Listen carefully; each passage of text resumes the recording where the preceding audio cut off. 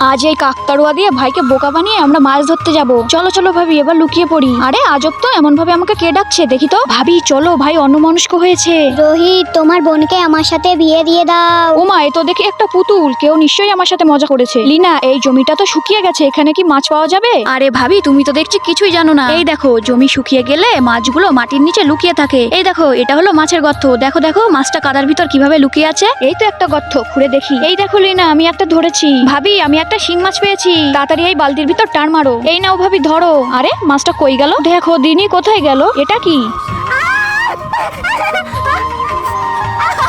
ভাবি, মাছটা কাটা মারেনি তো তোমাকে?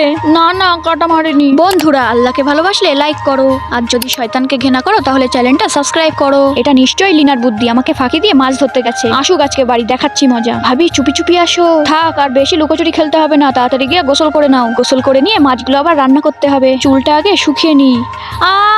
হাই আল্লাহ, তোমার এই অবস্থা কি করে হলো? এই শয়তানটার কারসাজি, শয়তান লোক একটা। ও বাবা গো, মরে গেছি, পাটা মনে হয় ভেঙে গেল গো।